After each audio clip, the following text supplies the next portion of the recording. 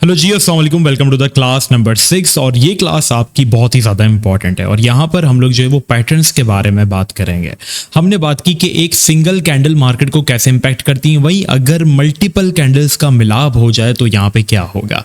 ठीक है, video start करने से पहले जल्दी से आप लोग चैनल को सब्सक्राइब कर लें और लाइक कर लें और डिस्कॉर्ड सर्वर नीचे जरूर ज्वाइन कर लीजिएगा। डिस्कॉर्ड सर्वर व्हाट्सएप चैनल, अगर आपकी कोई भी क्वेरी हो वहाँ पे मुझसे जो है वो पूछ सकते हैं। Let's start the video. Okay, patterns हम कहते हैं कैंडल्स का, जो मल्टीपल कैंडल्स का जो एक स्ट्रक्चर फॉर्म होता है उसको हम कहते हैं पैटर्न्स। ठीक है, अब यहां पर चार्ट्स की वेरिएशन के अंदर हम इससे जो है वो आइडिया लगाते हैं।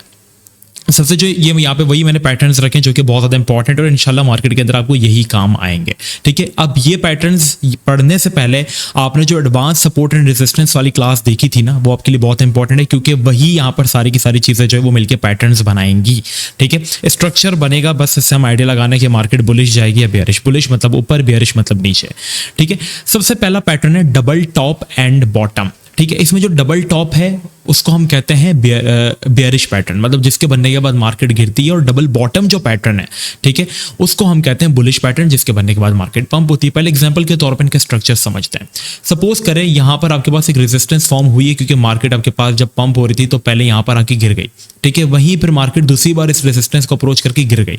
तो जब ये गिर रही है ना, तो इसको हम कहते हैं दो टॉप बने, पहला टॉप और दूसरा top, first top second top, और बीच में जहां से ये बाउंस हुई थी उसको हम कहते हैं नेक लाइन।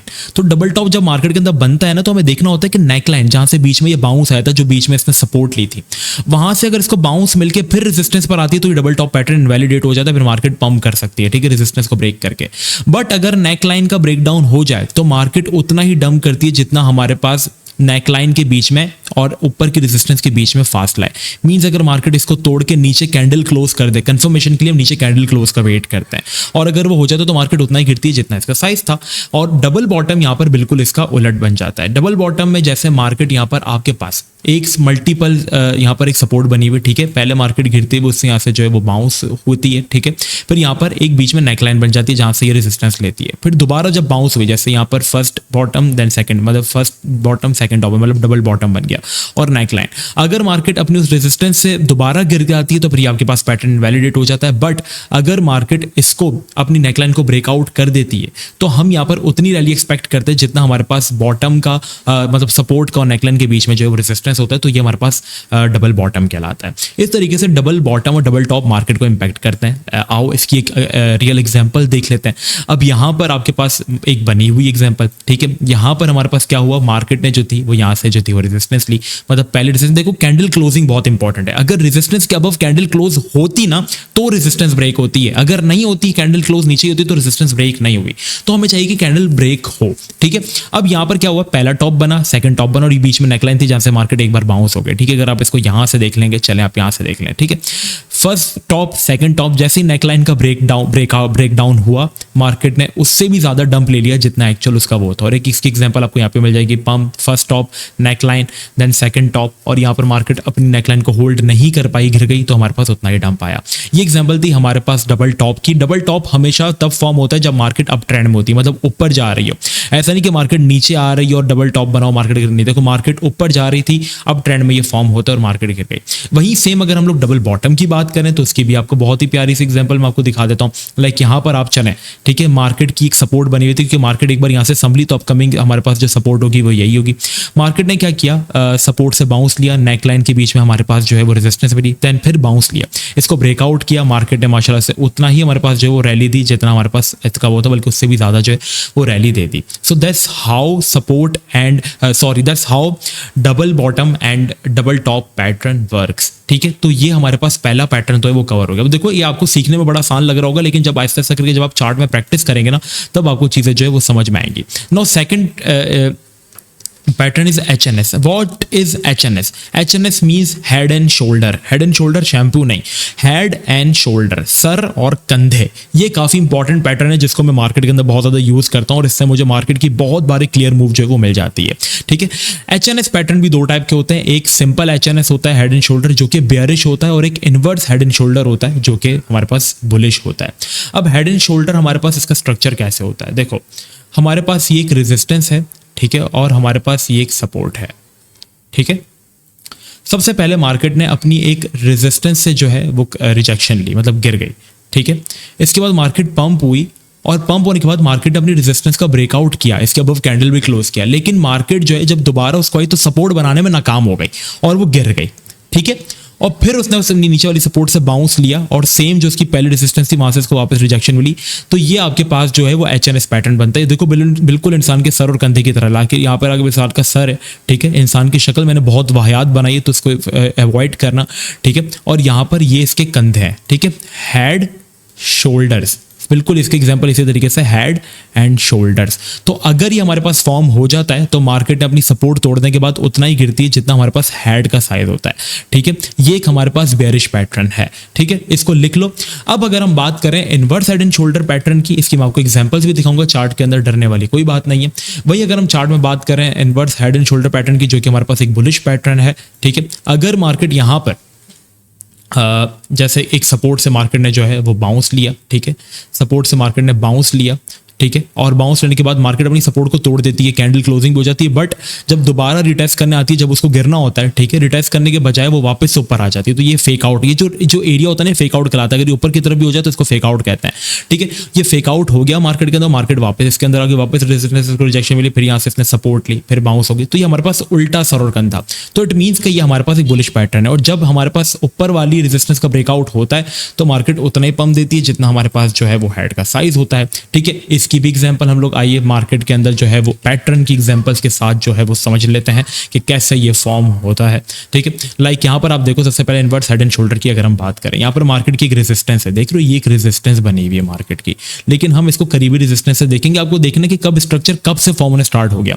ये रेजिस्टेंस थी, मार्केट ने यहाँ से बाउंस लिया, ठीक है, बाउंस लेने के बाद मार्केट अपनी सपोर्ट से जो है वो गिरी, ठीक है। यहाँ पर आप इसको एक सपोर्ट कंसिडर कर सकते हो, ये पूरा जोन जो है उसकी सपोर्ट बना हुआ है, क्योंकि सपोर्ट कोई एक लेवल नहीं होता, एक इंपॉर्टेंट जोन होता है, ठीक है। लाइक यहाँ से क्या हुआ, मार्केट जो थी वो गिरी, एक हमारे पास शोल्डर बना, देन गिरी, फेक आउट हुआ, कैंडल क्लोज हुई, बट वापस ऊपर आ गई, क्या हुआ, हेड बन गया, फिर रेजिस्टेंस मिली, फिर यहाँ से सपोर्ट मिली, फिर रेजिस्टेंस को ब्रेकआउट किया और उतनी ही रैली दे दी जितना हमारे पास हेड का साइज था। देख रहे हो थोड़ी सी कम थी, बट ये चीज 100% प्रॉपर्ली एक्यूरेट नहीं होती। तो दैट्स हाउ एचएनएस वर्क्स। और जब ये हमारे पास सीधा बने तो मार्केट के लिए बहुत बुरी बात भी होती है, जैसा कि हमारे पास ये यहाँ बना था, देख रहे हो, मतलब ये हमारे पास मार्केट की एक रेजिस्टेंस थी, ठीक है। अब एक्यूरेट इतना नहीं होना चाहिए, दूसरे कंधे का साइज थोड़ा सा 19-20 का फर्क हो सकता है, ठीक है। लाइक आप देखोगे ये सब हमारे पास रेजिस्टेंस ही, मार्केट गिरी, सपोर्ट से बाउंस हुई, क्या किया, फेक आउट के क्लोजिंग भी किया, बट क्या वो वापस आ गई, इस जोन को हम फेक आउट कहते हैं। फेक आउट करके वापस आ गई, फिर सपोर्ट से बाउंस हुई, रेजिस्टेंस ली, जैसे ही ब्रेक डाउन किया इसने हमारे पास हेड जितना ही जो है वो डंप दे दिया। अब अगर ये इनवैलिडेशन होती है, कैसे होती है, अगर ये वापस अपनी सपोर्ट से बाउंस करके आ जाए तो इट मींस कि हेड एंड शोल्डर पैटर्न जो है वो इनवैलिडेट हो गया। सेम वही अगर ये उल्टी बन रही है और वापस ये हमारे पास जो है वो पंप होकर आ जाती है, जैसा कि सपोर्ट से इसको जो है रेजिस्टेंस से वापस से रिजेक्शन मिल गई और ये गिर गई, तो हमारे पास ये इनवैलिडेट हो जाएगा। ब्रेकआउट होना चाहिए दूसरी बारी के अंदर ही, तो ये हमारे पास जो है वो एचएनएस पैटर्न भी जो है वो भी कवर हो गया। Now we need to talk about, यार ये क्या बन गया, एक मिनट रुको, give me a second. Okay, now I am talking about rising wedge and falling wedge, ठीक है। राइजिंग वेज जो है वो हमारे पास बेयरिश पैटर्न है, याद रखना, और फॉलिंग वेज जो है वो हमारे पास एक बुलिश पैटर्न है। अब राइजिंग वेज का स्ट्रक्चर कैसे बनता है? राइजिंग वेज बेसिकली कव्वे की चोंच जब ऊपर की तरफ होती है ना, तो राइजिंग वेज पैटर्न बिल्कुल इसी तरीके से, देखो कव्वे की जो चोंच है वो इसी तरीके से होती है, ठीक है। किसी भी आप उसकी बर्ड की चोंच की अगर आप बात करो तो वैसी बनती है, जैसे इसका सर है, ठीक है, ये उसकी आंख बन गई, ठीक है, हमारे पास तो चोंच ऊपर की तरफ है। तो इसका स्ट्रक्चर जो होता है ना राइजिंग वेज का, वो ऐसा होता है, ठीक है। और फॉलिंग वेज का जो स्ट्रक्चर होता है ना, जब किसी कव्वे की जो चोंच है वो हमारे पास नीचे की तरफ है, जैसे ये कव्वा है, ठीक है, ये इसकी आंख हो गई और इसकी जो चोंच है वो हमारे पास नीचे की तरफ है, तो ये हमारे पास फॉलिंग वेज बन जाता है, ठीक है। अब फॉलिंग वेज जो है वो हमारे पास एक, यार रुको, फॉलिंग वेज जो है वो हमारे पास एक बुलिश पैटर्न है, वही राइजिंग वेज हमारे पास एक बेयरिश पैटर्न है। अब यहाँ मैंने आपको एक आइडेंटिफिकेशन बता दी कि आपको इसको याद कैसे रखना है। राइजिंग वेज जब चोंच की सर की जो हमारे पास चूजा था या जो भी एनिमल था या जो भी बर्ड था, ठीक है, उसकी चोंच जब ऊपर की तरफ बने तो हमारे पास वो एक राइजिंग वेज कहलाता है। लाइक देखो, ठीक है, मैंने आपसे कहा था कि ये बेयरिश पैटर्न है। अब देखो ट्रेंड लाइन सपोर्ट यहाँ पे, इसको देखो बार बार, अब जो ट्रेंड लाइन हमने पढ़ा था ना वो हमें यहाँ पे मिल रही है। अब देखो आपने स्ट्रक्चर ड्रॉ करना है कि जैसे ये सपोर्ट हमारे पास ऐसे बन रही है, लेकिन रेजिस्टेंस जो है वो आप देख रहे हो हमारे पास ऐसी नहीं बन रही है, ऐसा कोई पैटर्न नहीं बन रहा, ठीक है। आप देखोगे तो वो हमारे पास कुछ इस तरीके से फॉर्म हो रही है, ठीक है, आप देख रहे हो कि भाई यही हमारी नेक्स्ट रेजिस्टेंस, और आप देखो कि यार स्ट्रक्चर कुछ ऐसा बनने लग जाए ना जब आपकी सपोर्ट रेजिस्टेंस का, ये यूं भी हो सकता है, यूं भी बन सकता है, तो ये भी तब भी बेयरिश है। अगर ये ऐसा कुछ बनने लग जाए ना तो समझो कि भाई ये तो मुझे मैंने बताया था कि चोंच ऊपर की तरफ है, और जब इसका ब्रेकडाउन होता है तब ये गिरती है हमारे पास, और गिरती कहाँ तक है, अपनी नेक्स्ट सपोर्ट्स तक होल्ड करने की कोशिश करती है, और मतलब अपनी सपोर्ट्स तक आके ये गिरती है और अपनी सपोर्ट तक आके ये गिर गई। वहीं अगर चोंच हमारे पास नीचे की तरफ है तो ये बुलिश पैटर्न है। देख रहे हो चोंच नीचे की तरफ है, मतलब अगर हम देखेंगे तो ट्रेंड हमारे पास नीचे की तरफ से बचा रही है, वहीं हम ऊपर से रेजिस्टेंस ले रहे हैं, और आप देख रहे हो कि हमारा जो स्ट्रक्चर है वो हमारे पास फॉलिंग वेज की तरफ जो है वो शिफ्ट होता जा रहा है। तो हमारे पास देखो ये ब्रेकआउट किया, मार्केट के लिए अच्छी बात हो गई। तो इस तरीके से हमारे पास जो है ये दोनों पैटर्न्स भी जो है वो वर्क करते हैं। एग्जांपल्स के साथ मैंने आपको जो है वो समझा दिया। तो that's how rising and falling wedge works. Now second last pattern is bull and bear flag. ये दोनों भी बहुत ज़्यादा इंपॉर्टेंट पैटर्न है जो कि मार्केट के अंदर 70 to 80% एक्यूरेट है, और ये मेरी काफ़ी ज़्यादा हेल्प जो है वो मार्केट के अंदर कर चुके हैं। अब फ्लैग से आपको आइडिया हो जाना चाहिए कि ये हमारे पास झंडे के शेप का होता है, और बुल और बेयर फ्लैग क्या होता है। बुल फ्लैग जो हमारे पास है वो बुलिश है ऑब्वियसली, और बेयर फ्लैग जो है वो हमारे पास बेयरिश है ऑब्वियसली। ठीक है, इन पैटर्न्स को एक साथ नहीं लर्न करना, एक पैटर्न को करो। ठीक है, वीडियो को देखो, आपने समझ लिया कैसे डबल टॉप डबल बॉटम जो है वो काम करता है, और जब आपने समझ लिया तो उसके बाद 1-2 दिन तक उसको अप्लाई करो, चार्ट्स में उसको फाइंड करो कैसे वो वर्क करता है, इसका होमवर्क करो प्रॉपर, फिर दूसरे पैटर्न की तरफ आओ। क्लासेस शॉर्ट है, बट अगर आप एक एक चीज को डेली ट्राई करोगे ना तो आपको टाइम लगेगा। देखो चीज है ना, आपको एक्सपीरियंस के साथ आएगी, ये समझ जाओगे। क्लासेस आपने एक दिन के अंदर देख ली तो एक दिन के अंदर आप हीरो नहीं बन जाओगे, एक्सपीरियंसेस के साथ साथ आपको चीजें आएंगी। ठीक है, जरूरी नहीं कि ये पैटर्न्स हर बार मार्केट के अंदर एक्यूरेटली वर्क करें, कभी कभार ये नाकाम हो जाते हैं जब हमारे पास फंडामेंटल्स थोड़े से वियर्ड होते हैं। ओके, खैर अब हमारे पास फ्लैग कैसे बनता है। देखो ये हमारे पास एक फ्लैग मैंने ड्रॉ किया। ठीक है, ये मैंने एक फ्लैग ड्रॉ किया है। ठीक है, ये झंडा आप देख रहे हो, ये एक झंडा है हमारे पास। अब जब झंडा हमारे पास इस तरीके का है तो वो बुलिश झंडा है। ठीक है, मतलब बुल फ्लैग है। बुल फ्लैग मतलब मार्केट ऊपर जाती है, और इसी झंडे को अगर हम उल्टा कर दें, ठीक है, जैसे इस तरीके से कर दें, तो ये हमारे पास उल्टा झंडा जो है ये बेयरिश फ्लैग है। ओके, ये हमारे पास बेयरिश फ्लैग है। अब क्या होता है कि मार्केट हमारे पास एक बड़ा पंप देती है। ठीक है, बड़ा पंप देती है, और वो हमारे पास इस रीजन के अंदर जो है वो कंसोलिडेट करती है, मतलब यहाँ से उसको डाउन ट्रेंड में रेजिस्टेंस मिलती है और यहाँ से उसको डाउन ट्रेंड में सपोर्ट मिलती है। तो ये हमारे पास बुलिश फ्लैग है। अगर इसने ऊपर की तरफ ब्रेकआउट कर दिया तो मार्केट उतना ही पंप देती है जितना हमारे पास झंडे के पोल का साइज था। ठीक है, इस तरीके से ये वर्क करती है। अब अगर इसने हमारे पास ब्रेकआउट नीचे की तरफ कर दिया ना तो पैटर्न इनवैलिडेट हो जाता है। ठीक है, फिर मार्केट चॉपी मूव देगी। और दूसरा ये हमारे पास बुलिश साइन है। और दूसरा ये कि मार्केट ने एक बड़ा डंप लिया। ठीक है, डंप लेने के बाद मार्केट अब ट्रेंड में ऐसा करके ऊपर आ रही है। ठीक है, तो यहाँ पर क्या होगा कि ये जब ऊपर आ रही होगी नीचे की तरफ ब्रेकडाउन कर देगी तो मार्केट उतना ही डंप देगी जितना हमारे पास पोल का साइज था। अब अगर ये ऊपर की तरफ ब्रेकआउट कर दे तो फिर मार्केट के लिए पैटर्न इनवैलिडेट हो जाता है। ठीक है, अब इन दोनों की हम लोग जो है वो रियल एग्जाम्पल्स के साथ समझते हैं। देखो मार्केट ने पंप लिया, मार्केट ने एक्जैक्टली फ्लैग के अंदर जब कंसोलिडेशन किया, आपने देखा कि यार ये तो बिल्कुल वही स्ट्रक्चर बन रहा है। देखो ये फॉलिंग वेज भी काइंड ऑफ बन रहा है, तो आपने देखा कि यार ये फॉलिंग वेज भी बन रहा है, bull flag kind of bull flag भी बन रहा है। तो आपने समझा भाई ये बुलिश पैटर्न है, ब्रेकआउट करेगा, मुझे एंट्री लेनी है। और जैसे इसने ब्रेकआउट किया, इसने एक्जैक्टली हमारे पास जितना पोल का साइज था बीटीसी ने उतना ही हमारे पास जो पंप लिया, बल्कि उससे ज्यादा लिया।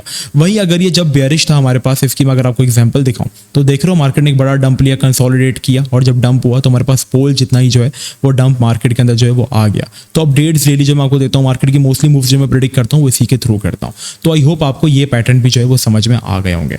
Now the last pattern is symmetrical. ये भी हमारा हो गया। ठीक है, अब द लास्ट पैटर्न है वो है हमारा सिमेट्रिकल। अब सिमेट्रिकल जो ये बुलिश या बेयरिश नहीं होता, हमें देखना होता है कि ये टूटा किस तरफ है। ठीक है, फॉर एन एग्जांपल ये सिमेट्रिकल ट्रायंगल का जो शेप होता है ना, उन्होंने देखा भाई फॉलिंग वेज का जो है वो हमारे पास कुछ इस तरीके से होता है। ठीक है, ये अगर हमारे पास चोंच नीचे की तरफ है तो ये फॉलिंग वेज है। ठीक है, झंडा हमने देखा कि बेयर फ्लैग नीचे की तरफ है तो हमारे पास ये झंडा बन गया। ठीक है, इस तरीके से हमारे पास हो गया, ये झंडा है नीचे बुलिश फ्लैग, ये हमारे पास फॉलिंग वेज है। यही अगर हम ऊपर की तरफ कर लें तो ये हमारे पास एक काइंड ऑफ राइजिंग वेज बन जाता है।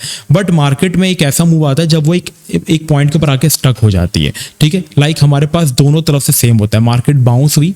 ठीक है, और अब वो हमारे पास एक सिमेट्रिकल के अंदर आके फंस गई है। ठीक है, मतलब यहाँ से हमारे पास करंटली हमें यूं रेजिस्टेंस मिल रही है और नीचे की तरफ हमें यूं सपोर्ट मिल रही है। तो इसका जो शेप होता है वो कुछ इस तरीके का होता है। ठीक है, सिमेट्रिकल ट्रायंगल का जो शेप होता है ना वो आपके पास कुछ इस तरीके का होता है। ठीक है, मतलब मार्केट जो है वो पंप होती है या डंप होती है। ठीक है, अब वो डंप भी हो रही है। ठीक है, डंप होने के बाद डंप, यार एक सेकंड, ये कैंडल्स क्यों नहीं काम करी। डंप होने के बाद मार्केट हमारे पास जो है वो इस तरीके से फॉर्म हो रही है। अब आप देख रहे हो कि ना हमारे पास बेयर फ्लैग बन रहा है ना बुल फ्लैग बन रहा है। अगर मार्केट ने कब ब्रेकआउट कर दिया तो सिमेट्रिकल ट्रायंगल का ब्रेकआउट अगर ऊपर की तरफ हुआ तो मार्केट ऊपर की तरफ जाएगी, वही सिमेट्रिकल ट्रायंगल का अगर ब्रेकआउट नीचे की तरफ हुआ तो मार्केट नीचे की तरफ जाएगी। ठीक है, इसकी आप कैसे प्रिडिक्ट कर सकते हो कि नीचे की तरफ जाएगी ऊपर की तरफ जाएगी। अगर मार्केट ऊपर से नीचे की तरफ आ रही है और ये फॉर्म हो रहा है तो समझ जाओ कि ये हमारे पास बेरिश है, और अगर मार्केट नीचे से ऊपर की तरफ आ रही है और ये फॉर्म हो रहा है तो समझ लो ये हमारे पास बुलिश है। इसकी एग्जांपल की अगर हम बात करें तो यहाँ पर आपको नजर आ रही होगी, बहुत ही एक अच्छी सी एग्जांपल है जिसमें मार्केट हमारे पास पंप हुई ना, हमें समझ आ रहा था कि क्या बन रहा है यार ये। ठीक है, तो हमें देखा कि मार्केट नीचे की तरफ से आ रही थी, इसके अंदर फॉर्म हुई, ब्रेकआउट हुआ और पंप आ गया। और अगर वही मार्केट नीचे की तरफ आ रही होती और ये बनता तो मार्केट में हमारे पास जो है वो डंप आ जाता। अब जरूरी नहीं है कि ये पैटर्न बनाए तो मार्केट में 100% वर्क करेगा। ठीक है, इसकी एग्जांपल हमारे पास बेरिश ट्रेंड में ये भी बन गई है। ठीक है, एक एग्जांपल आपके पास ये भी बन गई है। ठीक है, तो ये क्या नीचे से आ रही थी, ऊपर से आ रही थी नीचे की तरफ, तो टूटा तो नीचे की तरफ ब्रेक डाउन कर दिया इसने। अब देखो, जरूरी नहीं है कि जो पैटर्न्स हमने पढ़े हैं ये हमारे पास प्रॉपर्ली एक्यूरेट हो, बट इससे आपको मार्केट की एक मूव मिल जाएगी, मतलब ये आपकी हेल्प कर देंगे। जो प्रोबेबिलिटी आपकी पहले ट्रेड की 50% थी, अगर एक कोई बुलिश पैटर्न बन रहा है तो ये हमारे पास बहुत ज्यादा अच्छी बन जाएगी। तो इस तरीके से पैटर्न्स जो है वो मार्केट के अंदर वर्क करते हैं। इनको प्रैक्टिस कीजिएगा, आहिस्ता आहिस्ता करके आप इंशाल्लाह जो है वो सीख जाएंगे। नेक्स्ट क्लास की तरफ हम लोग जो है वो मूव ऑन करते हैं।